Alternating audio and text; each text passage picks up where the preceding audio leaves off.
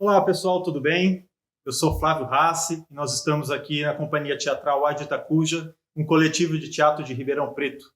Estamos começando esse vídeo para falar um pouco de um espetáculo nosso, Desventuras de um Quixote em Terras de um País Qualquer ou Nenhum, e como foi o processo de montagem desse espetáculo. Mas voltando um pouquinho, a Dita foi fundada em fevereiro de 2007. De lá para cá, nós sempre nos interessamos muito por pesquisar e estudar, experimentar diferentes tipos de espaços cênicos. Nesse processo, um deles que nós encontramos, conhecemos e gostamos muito foi o Espaço da Rua. Começamos um trabalho de pesquisa, de estudo sobre essa técnica, e lá em 2013 montamos o espetáculo Dom Chicote Mulamanca e seu fiel escudeiro Zé Chupança. Era um espetáculo que originalmente era um texto infanto-juvenil, que nós reescrevemos e adaptamos para a rua. E ficamos por 5 anos com esse espetáculo andando por aí. Quando chegou em 2018, esse espetáculo que fala de relações de poder, fala de sociedade, nós percebemos que com as mudanças que haviam acontecido já no nosso país, no nosso entorno, a gente deveria atualizar essa obra, que a gente deu vontade de mudar um pouco o espetáculo. Então nós remontamos, mantendo a mesma linguagem, a mesma proposta, mas reescrevendo todo o texto. E aí nós estreamos a nossa segunda versão desse espetáculo, que foi Desventuras de um Quixote em Terras de um País Qualquer ou Nenhum. E aí essa oficina que nós estamos oferecendo agora, demonstrando, ela vem do processo de montagem desses dois espetáculos. Vários dos exercícios que serviram para a montagem da obra, nós vamos compartilhar aqui com vocês, como parte da execução do nosso projeto aprovado no edital PROAC do Governo do Estado de São Paulo, mantido e administrado pela Secretaria de Cultura e Economia Criativa, um edital de 2019 que nós estaríamos executando agora em 2020, e em função da pandemia do Covid tivemos que suspender as atividades e agora estamos continuando com o projeto pelo meio virtual. Então o que nós vamos fazer hoje é uma demonstração de vários exercícios que nós utilizamos no processo de montagem do espetáculo, preparação dos atores e que fazem parte do nosso acúmulo de experiências com teatro de rua. Nós vamos demonstrar, compartilhar para que vocês possam aí nas suas sedes, nos seus espaços, junto aos seus coletivos, também experimentar, assumir alguns deles como treinamento, se acharem interessante, fiquem à vontade de utilizar como for melhor para vocês. Bem-vindos a essa oficina, a oficina Desventuras na Rua, que acompanha o espetáculo Desventuras de um Quixote em Terras de um País Qualquer ou Nenhum.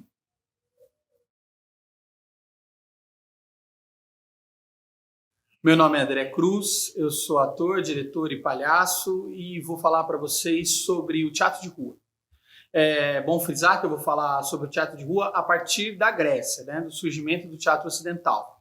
Não vou falar das outras manifestações que existiam até um pouco antes, porque eram saltimbancos, além de musicistas, eram malabaristas que faziam seus shows na rua. Né? Então isso acontecia no Oriente, né, na China, acontecia muito no Egito, né, tem alguma documentação, mas a documentação mais precisa é a da Grécia, então vamos para a Grécia.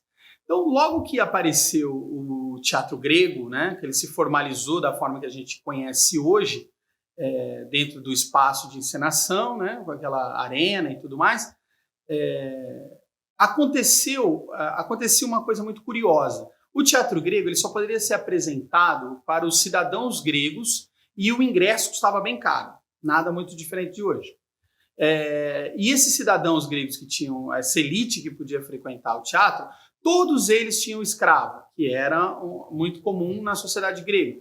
Esses escravos não podiam adentrar o espaço do teatro. Então, você tinha aí uma plateia, às vezes, de 4.000, 5.000, 6.000 pessoas dentro do teatro, e a mesma quantidade do lado de fora. É bom lembrar também que a escravidão na Grécia era diferente da escravidão como a gente conhece. Então, os escravos, eles tinham salário, eles tinham dinheiro, eles tinham pertences para trocar. Então, o teatro de rua começou a se formalizar exatamente nesse local, do lado de fora do teatro grego. Onde você tinha você tinha também saltimbancos, você tinha todo tipo de manifestação artística e você tinha encenações também. Né? Bom lembrar também que o teatro grego usavam máscaras e esses outros atores, né? Esses atores e atrizes que trabalhavam, eram só homens que encenavam. Esses atores que trabalhavam do lado de fora, eles criaram as próprias máscaras. Então, isso aconteceu durante muito tempo, até que o teatro de rua começou a se formalizar de outra maneira com a fábula atelana, que eles pegaram essas máscaras, e ainda feito dessa forma fora do teatro convencional, eles pegaram essas máscaras e começaram a construir personagens com ela, personagens fixos, né? Que os principais eram 3, Macos, Bucos e Docenos. Era sempre a mesma brincadeira que acontecia com a comédia grega, né? Bom também lembrar que esse teatro feito na rua, ele era quase que exclusivamente cômico, né? Não se faziam tragédias do lado de fora do teatro. E esses personagens tipos que aconteciam, eles trabalhavam patrões e empregados, né?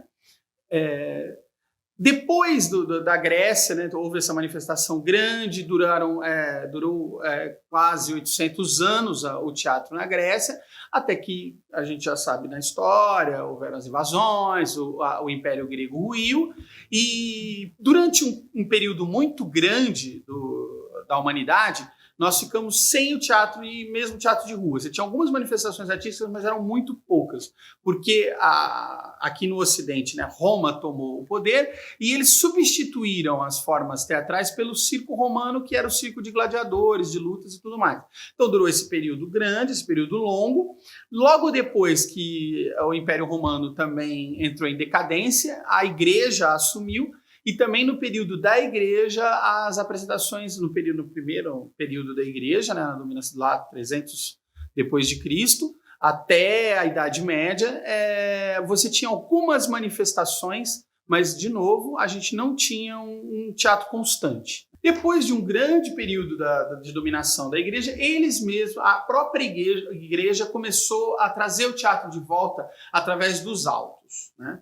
Os autos eram peças que eram encenadas fora da igreja, começaram na igreja, depois elas, por causa da quantidade de gente, elas começaram a ser feitas fora da igreja, e tem algumas curiosidades, né? Só os padres podiam atuar nesses autos, né? Só os padres, né? Os capelões, enfim, só quem era da igreja tinha a possibilidade de atuar. E eles não eram atores, vamos dizer assim, treinados, né? Só os personagens, vamos dizer assim, do diabo, os personagens maléficos, que eram feitos por atores que viviam na mesma situação anterior, que era aquela do teatro grego. Atores que viviam mambembe, que viviam de apresentações esporádicas e tudo mais, mas que eram treinados, que tinham, vamos dizer assim, já tinham um ofício, né? Já eram de ofício. E essas pessoas começaram a chamar mais atenção, né? Quando eles eram contratados, eles chamavam mais atenção, era muito mais interessante ver o diabo do que ver qualquer personagem angelical, por exemplo. Outra curiosidade é que esses atores começaram a usar máscaras e paramento de roupas, porque eles eram perseguidos na rua no começo. Quando eles começavam a atuar e eles faziam um personagem maléfico, eles eram perseguidos e às vezes até mortos. Enfim. Depois desses autos, né, ou concomitante com os autos, apareceu um estilo de teatro que é predominantemente feito na rua, que foi a comédia dell'arte. A primeira apresentação que se tem referência é em 1520, por um dono de companhia que chamava Angelo Beocco e ficou conhecido como Rusante, que era o personagem dele, que era o personagem que ele criou. E esse estilo, né, que começou a se popularizar muito rápido, ele trabalhava uma coisa muito próxima da fábula atelana, que eram os personagens com máscaras, né? Eram meia máscaras, aquela máscara que deixa aberto aqui para você poder falar. E esses personagens, eles eram tipos. Então, você tinha os patrões, você tinha os empregados, você tinha uma classe dominante, você tinha, inclusive, personagens que eram para fazer crítica ao exército, né? Para fazer crítica à igreja. E a comédia dell'arte, ela permaneceu em alta, vamos dizer assim, mesmo com o aparecimento de outros tipos de teatro. Ela foi predominante durante 100 anos, né, até os 1600 e pouco, que era feito absolutamente na rua e dentro de propriedades privadas, né, mas também não num espaço específico para teatro.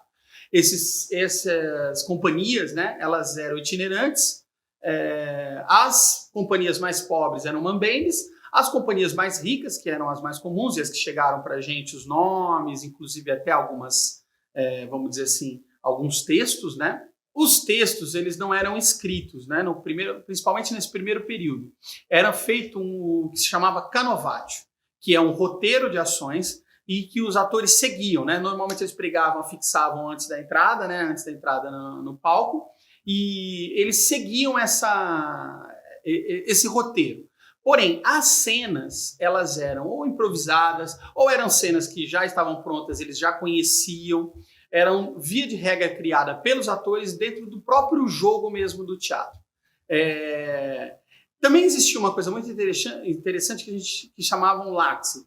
Os látios são cenas curtas que o ator tinha, que era uma cena construída por ele e que era sempre repetida, né? Como os atores se especializavam nesse tipo de personagem, eles criavam essas ceninhas e repetiam essas ceninhas. Atores até não conhecidos, o público chegava a pedir que aquele látice acontecesse. Você tem, acho que o mais famoso talvez seja o látice da mosca, do Arlequino, que ele come a mosca no Goldoni, que depois foi repetido pelo Streller no século XX, né, pela montagem do Streller, Arlequino de Servidor de 2 Amos. E a gente tem, para dar um exemplo, você tem uma referência dos látices, por exemplo, o Charlie Chaplin, quando ele, que é uma referência direta ao látice da mosca, do Arlequino, que é quando ele come o cadarço dos sapatos dele, acho que se não me engano, no filme Em Busca do Ouro, e ele faz de macarrão o cadarço de sapato e faz a sola do sapato de bife, que é uma referência muito direta a esse tipo de látice, essa cena construída e repetida, né? Enfim, depois eu chego nos palhaços. Os palhaços começaram a chamar essas cenas que a gente chama de látices, eles começaram a chamar de reprises, que são cenas que todo mundo já conhece, cenas que são sempre feitas, a plateia até espera que aconteçam, e elas são sempre repetidas mesmo por qualquer palhaço. Era exatamente essa situação. Bom, e a comédia dell'arte perdurou aí por mais ou menos 300 anos, né? Até que ela foi para o que a gente chama de palco italiano. Ela aparece antes do palco italiano, ou seja, ela é feita na rua. É bom lembrar que normalmente essas companhias tinham uma carroça, e eles já usavam a carroça para viagem e usavam para espaço de encenação. Uma das faces da carroça descia e virava um tablado de palco, e eles faziam essas apresentações nesse espaço para as pessoas em feiras, né? Para as pessoas em praças. É bom lembrar que o teatro de rua ele absorveu várias outras artes. Por exemplo, o teatro de rua já nessa época da comédia dell'arte, né, dos atores dell'arte. É bom lembrar que dell'arte quer dizer de profissão, e comédia não quer dizer comédia, como a gente entende. A comédia é uma forma, é atuação, né? Atuar já era comédia, o cômico já era o atuador. Enfim, voltando para as outras manifestações artísticas que a comédia dell'arte depois do teatro de rua absorveu, era música, então era sempre usado música, era usado dança. Depois nós vamos ter bastante dança no Teatro do Molière, que também bebe da comédia dell'arte do teatro de rua.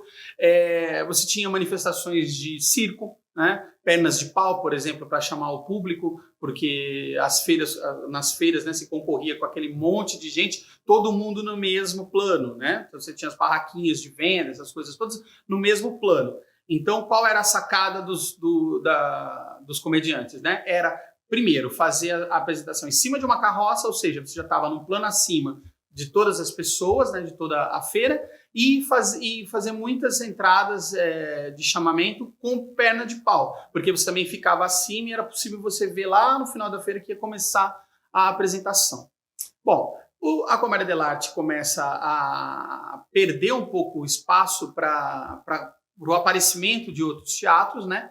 Por exemplo, o palco italiano e também o palco elisabetano, que eram construções teatrais, né? Cada um com vamos dizer assim, com sua especificidade, e todos os dois apareceram dos 1600 até os 1700, os dois estilos, né? O italiano e o elisabetano. Mas, voltando a lembrar, o teatro de rua não desapareceu, você tinha concomitante as apresentações, por causa da novidade e tudo mais, das apresentações dentro de espaços, e você tinha as apresentações fora. É bom lembrar, por exemplo, que o palco elizabetano ele é muito parecido com o teatro de rua, né? O palco elizabetano, né, é um círculo também, como o teatro grego.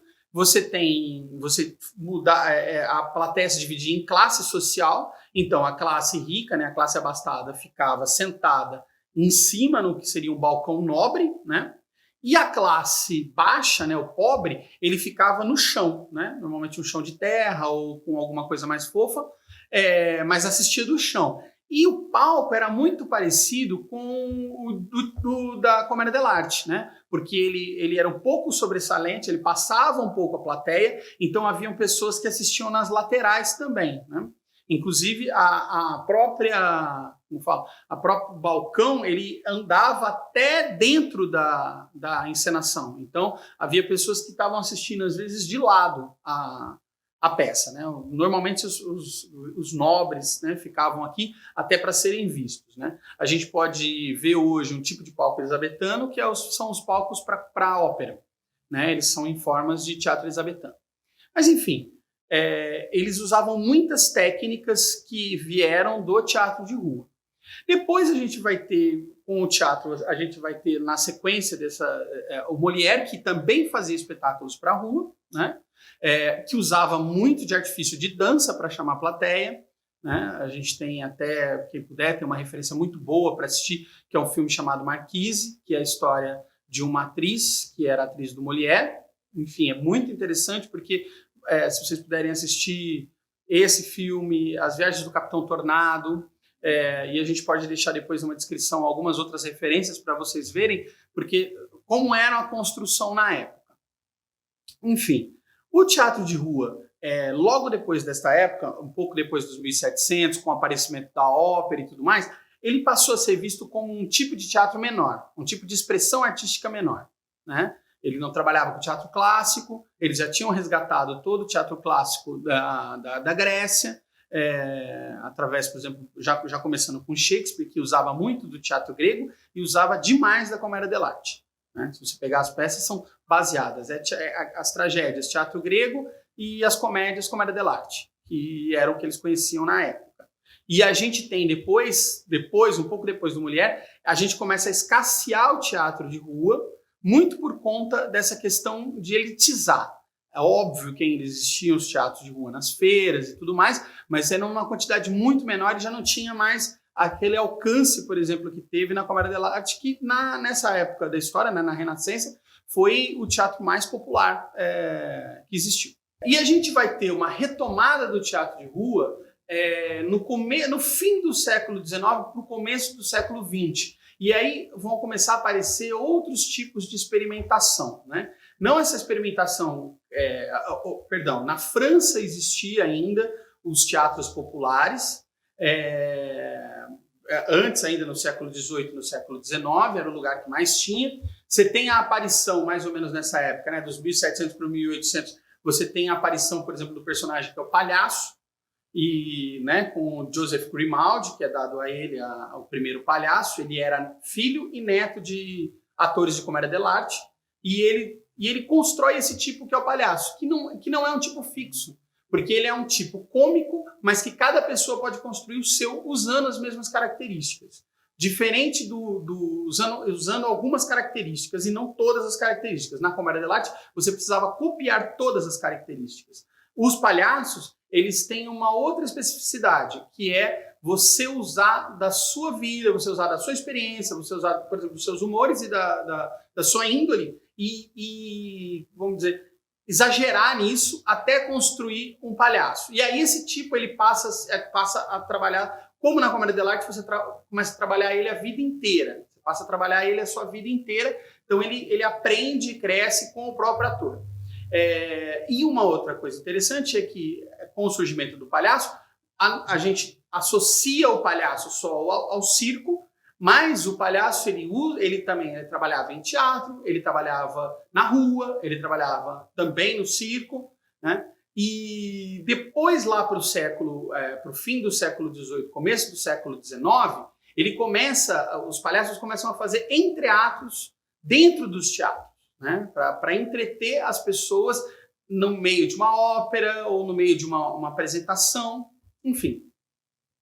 Já indo lá para o século XIX, começo do século XX, a gente começa a ter uma retomada do teatro de rua de outra forma, né? Um teatro, por exemplo, na Rússia, né? Perdão, não é a União Soviética na época. Na Rússia, você tem como de algumas manifestações de teatro de rua, mas um teatro de rua voltado para a Revolução, um teatro de rua que usava de outros elementos. É bom lembrar que em 1918, o Meyerhold é a primeira pessoa, né, na história da humanidade a usar projeção do teatro, né? Uma coisa que a gente acha que é muito nova, é muito moderna, enfim.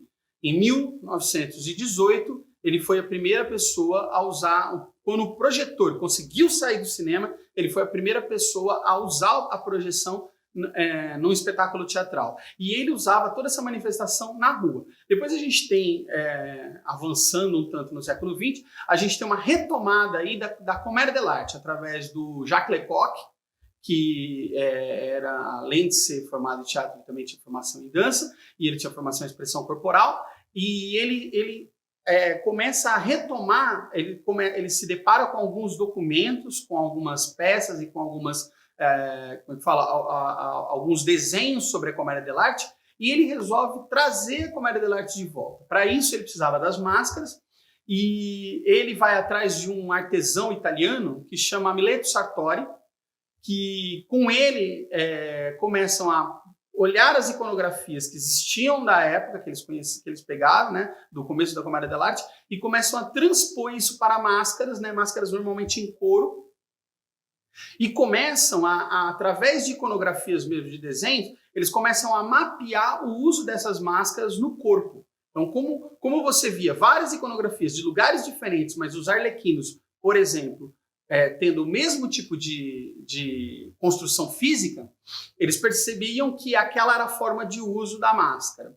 E aí, vamos dizer assim, nessa período, né, quase no meio do século XX, eles trazem a comédia dell'arte de volta, né, e depois a comédia dell'arte passa a ser feita dentro do palco, como no finalzinho dela, né? Ela começa a ser feita dentro do palco, mas com todas as características do teatro de rua, né? E depois da Segunda Guerra, o teatro de rua ele toma uma força, né? Principalmente no pós-guerra, um pouco no meio da guerra também em alguns países, como forma de manifestação política mesmo. E dali para frente, com essa retomada da comédia dell'arte e com essa questão de usar como manifestação política também, o teatro de rua ganha uma força aí depois dos anos 50, que perdura até os dias de hoje. Essa foi uma explanação resumida sobre a história do teatro. Espero que vocês tenham gostado.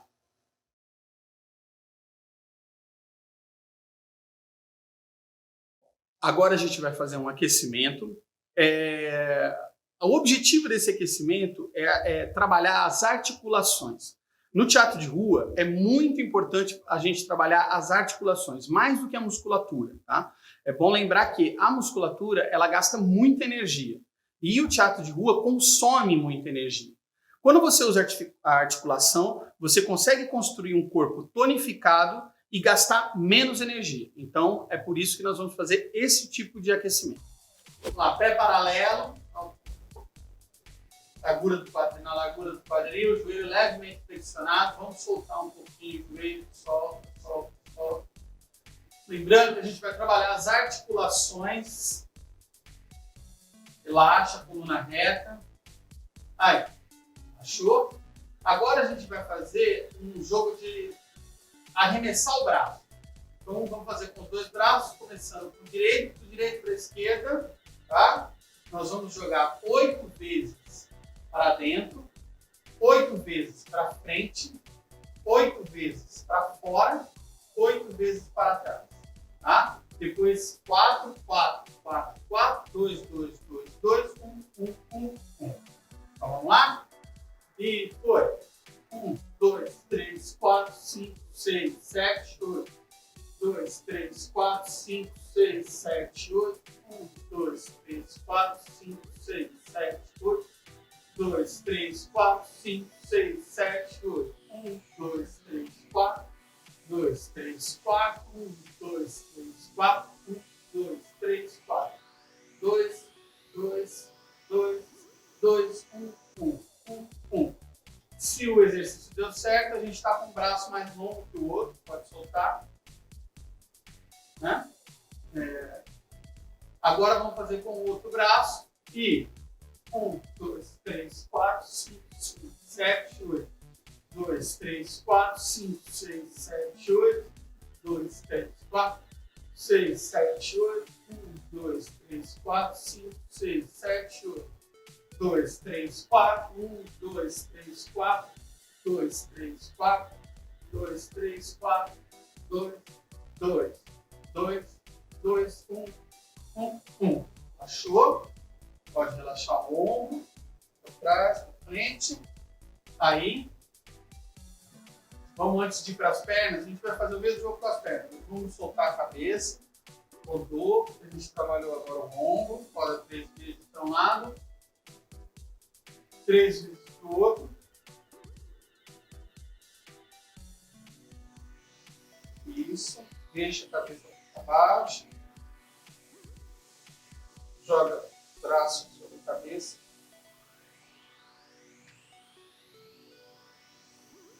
Para cima.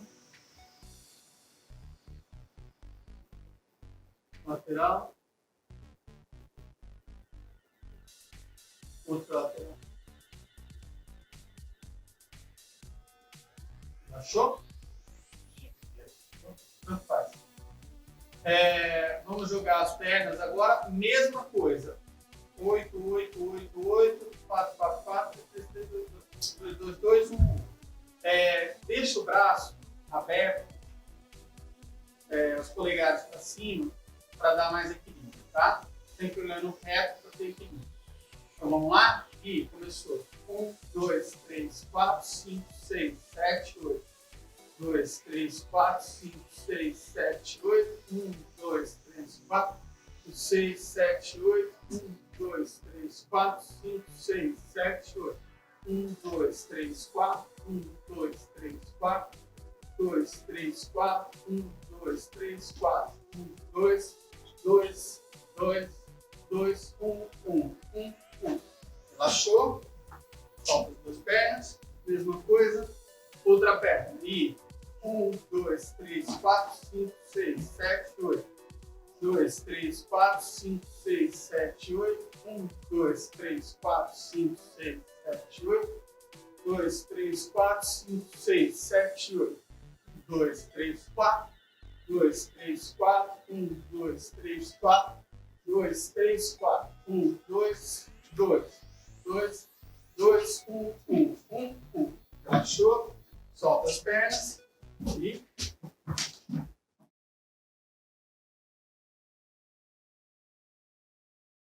Agora a gente vai fazer um exercício de atenção.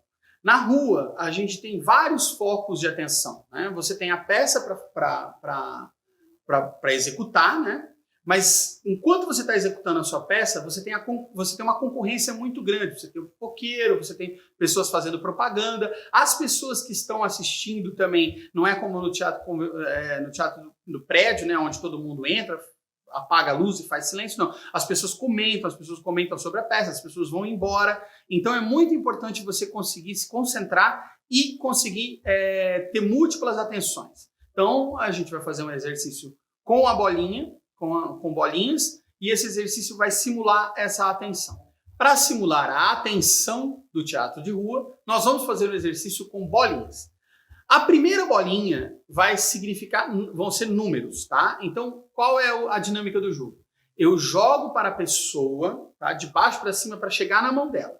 Antes, eu preciso olhar com o meu nariz. Depois vocês vão ver que isso também é um outro exercício mais à frente. Mas, primeiro, olha com o nariz para a pessoa ter a certeza que é para ela que você vai jogar. Joga a bolinha. Ao jogar a bolinha, você conta o número. Você fala o número. Então, fala em voz alta o número 1. Depois o próximo 2, 3. Qual o objetivo? Chegar até o número 20 sem a bolinha cair. Se a bolinha cair, a gente começa do 1 de novo. Então, essa é a primeira parte. 1, 2, 3, 4, 5, 6, 8, 9, 10, 11, 12, 13, 14, 15, 16, 17, 18, 19, 20. Agora vamos para a próxima fase do jogo, que é a segunda bolinha. Nós vamos passar agora essa bolinha como letra. Lembra? A primeira bolinha foi número, a gente contava, contava alto e jogava para o amigo. Agora, as duas bolinhas em jogo, essa bolinha vai ser a bolinha da letra. Então, eu vou fazer a mesma dinâmica. Olho com o nariz para quem eu quero, arremesso a bolinha e falo a letra. Vai do A até o Z. Se chegar no Z, volta para o A. Se cair no chão, começa do A de novo. Pode começar. 1, A, 2, B, 3, C, 4, D, 5, D, 6, E, 7, F, 8, G, 9, H, 10, 11, 12, J, 13, 14. N. Vamos para a última fase do jogo. Nós vamos acrescentar duas bolinhas. Essas bolinhas vão ser passadas pelas laterais. Enquanto está rolando o jogo no número e está rolando o jogo com a bolinha do número e da letra, essas bolinhas nós vamos passar de mão em mão sem chamar atenção. Então eu vou entregar para o amigo de um lado e a outra para o amigo do outro lado. Se a pessoa não estiver prestando atenção, é só bater com a bolinha para ela estender a mão e você entrega, tá? Então, lembrando que o objetivo do jogo continua sendo a bolinha de número chegar até 20. 1, A, 2, B, 3, 4, C, 5, D, E, 7, 8, F, 9, G, 10, 11, 12, H, 13, 14, I, 1, J, 2, K, L, 3, 4, E, 5, 6, 7, H, 8, I, 9.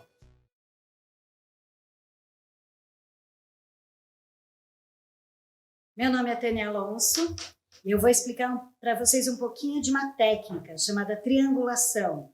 É uma técnica que é usada por alguns objetivos. Atualmente, o objetivo maior é conseguir controlar o olhar do público, né? Porque dentro de um teatro convencional, um palco italiano, nós temos a iluminação que vai lançar o olhar do público para onde aquela luz, aquele foco foi lançado. No teatro de rua, não tem.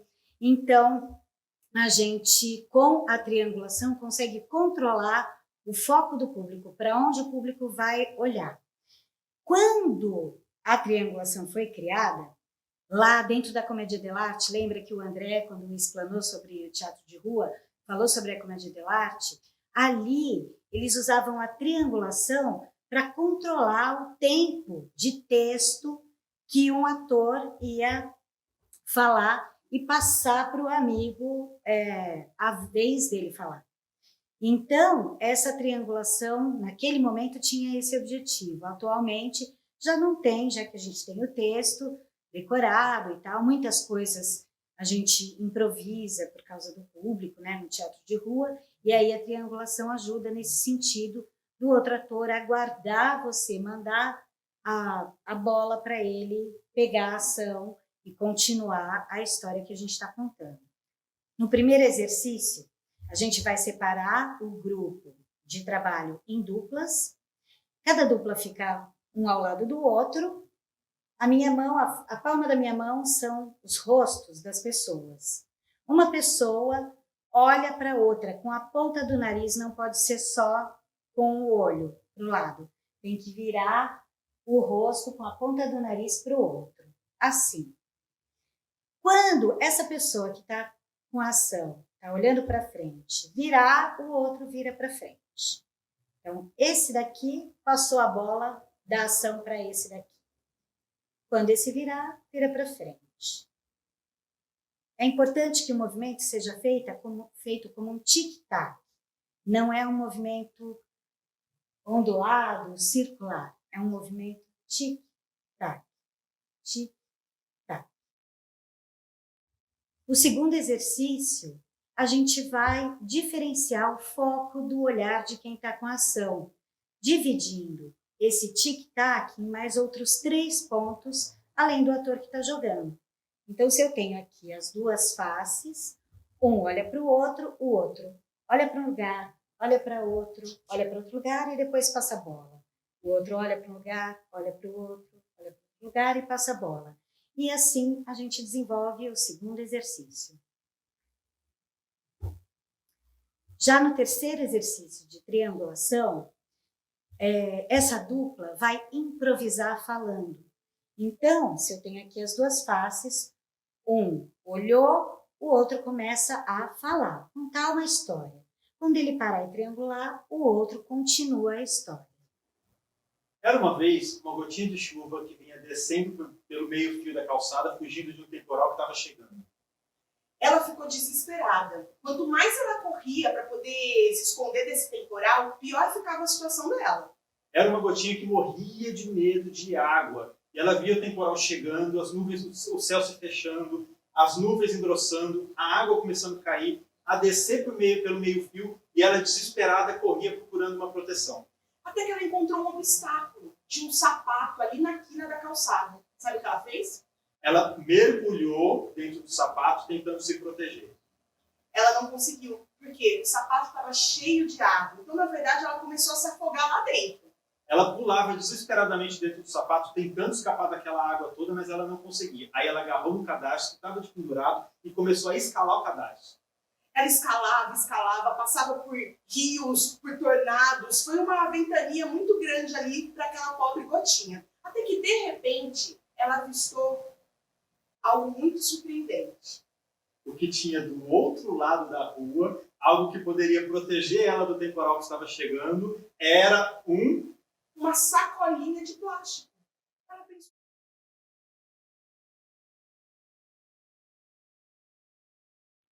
Meu nome é Natália Fernandes e eu vim trocar um pouco com vocês um exercício que chama platô, que é super importante para o teatro de rua, né? Qual que é um dos maiores desafios no teatro de rua?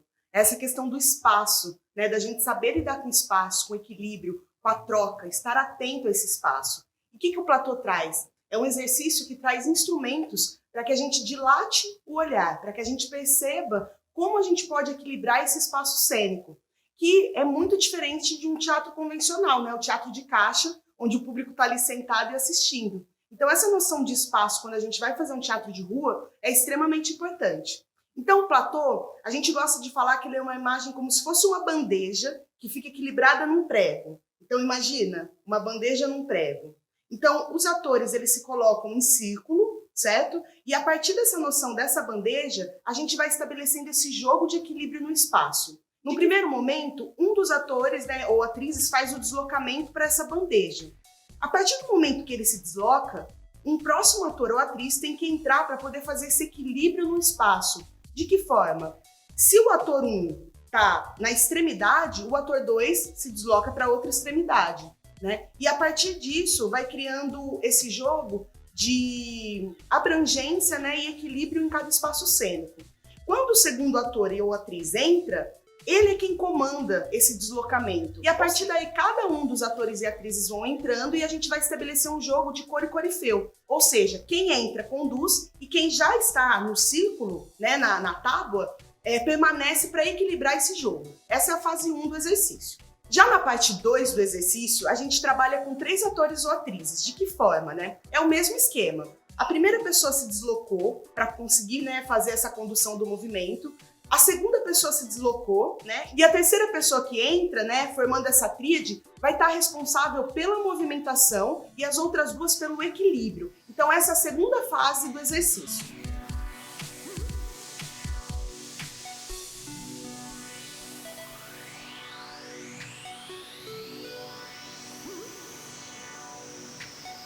E a terceira fase do exercício, a gente também vai fazer com 3 atores ou atrizes, né? E de que forma? A gente vai mudar um pouco a movimentação. Ao invés dela ser livre, né, em cima desse tabuleiro, dessa roda, desse platô, ela vai ser em diagonal, ela vai ser traçada. Ou seja, quem entra vai fazer o mesmo exercício de deslocamento para que essa tábua fique desequilibrada, certo?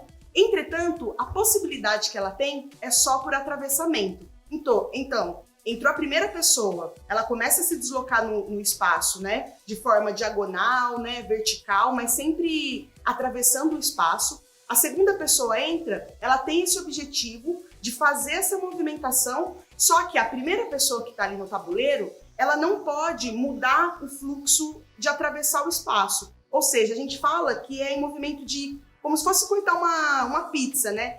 Nessa terceira fase do exercício, né, que a gente faz o jogo do platô em movimentos em diagonal, de atravessamento, também traz um outro benefício, né, um outro insumo que é super importante, que é o ator ou a atriz conseguir direcionar esse texto. Então, se a gente faz movimentos de atravessamento e a gente está no formato de roda, a gente tende a direcionar tanto o nosso corpo, né, quanto o nosso passo, o nosso deslocamento para esse público periférico. Essa noção de diálogo com o público, de perceber o público, é um fundamento super importante também dentro do teatro de rua.